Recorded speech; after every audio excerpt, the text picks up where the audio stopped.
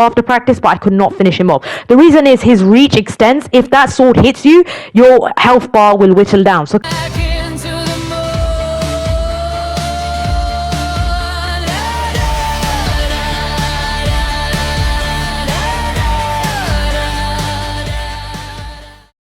hi there peeps, what is going on? It's C.O.Z and we're back with another Elden Ring video. Hope you've been enjoying the premiere so far, which show all of the gameplay unrelated to the major boss encounters as well. But yeah, Maliketh the Blackblade, or rather the Beast Clergyman, is one of the it's basically he's ranked up there with some of the harder main game bosses, but he's essentially a gatekeeper to the end game area for the main story of Elden Ring 2, so we're really getting into crazy territory here.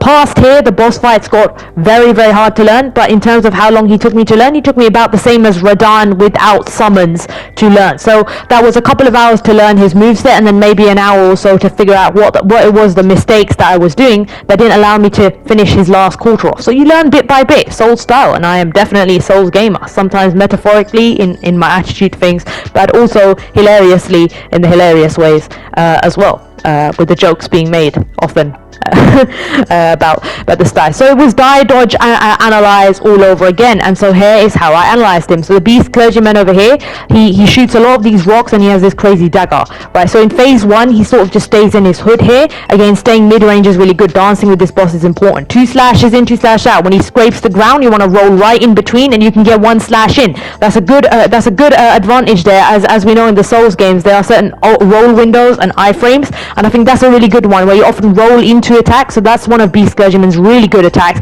is if you roll into him as he scrapes, before he recovers, get a hit in, and that gives you more time to you, because Elden Ring bosses were designed a lot more to punish catch, to punish fat rolling. So yes, Elden Ring really forced me to to finish off the fat rolling habit completely. Treat it like a turn-based fight.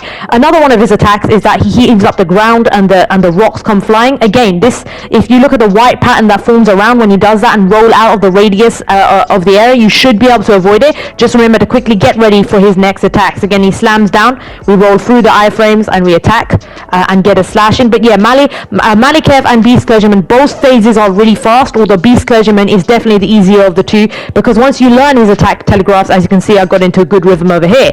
Also, at this point in the game, past Draconic Tree Sentinel, yes, indeed, Elden Ring does get pretty tough, especially for first time players. So I contrary to what I say, I do actually adapt as well. I was quite adequate level to face these bosses as well, as I'd explored a lot of the game too, and obviously from winning bosses you earn more money, and so I just put in the money into stuff to build a pretty decent dex build. So I was using some smithing stones to level up my Bloodhound Fang. As soon as he gets to his second phase, let's focus more on the boss fight over here. Maliketh goes absolutely crazy. It was here that I couldn't get him past more.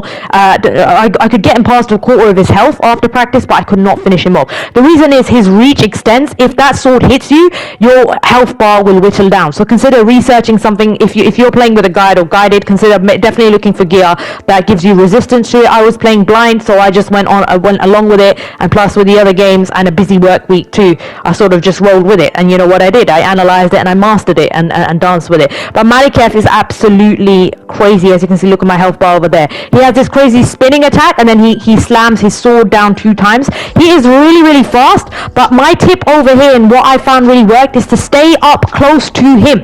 The more you are further away from him, he's going to start doing that crazy jumping cat attack where he literally goes into the sky and starts going anime boss like. You want to stay around his torso area or behind him and between his slams, which are, even though they deal devastating damage, once you get the roll timing right, look, as you can see, he's going to distance himself and do that crazy blast thing. Again, this is where it got really hard. These attacks he kept spamming and killing me. We know how Elden Ring bosses are. They are very spammy, especially since they've updated the designs compared to the other Soul games. It's just crazy.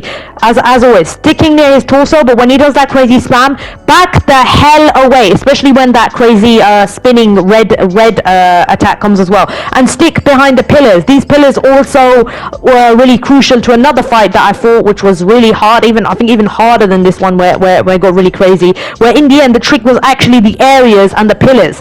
The arena is designed for you to take cover behind the pillars as soon as he literally flies. As soon as I realized this and capitalized on this, guess what? I went back on and I beat him. So it was crazy. I was able to get him to about this amount of health, as you can see, and I kept dying to those crazy spammy attacks.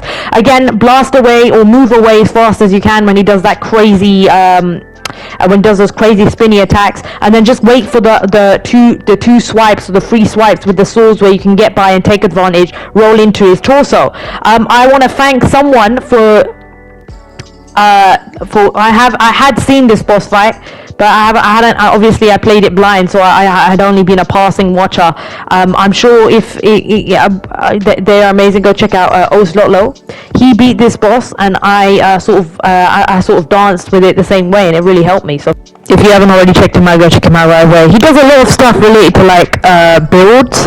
For instance, like different variations. If you're the sort of gamer who likes to play multiple times and like experiment on different things, it's got some pretty crazy streams as well. Also check out Hex Reaper, long time loyal supporter of mine. He's got some really good build videos and some funny ass crazy Elden Ring. his builds are insane. That guy is smart right there. And I hope you enjoyed the video. Thank you so much.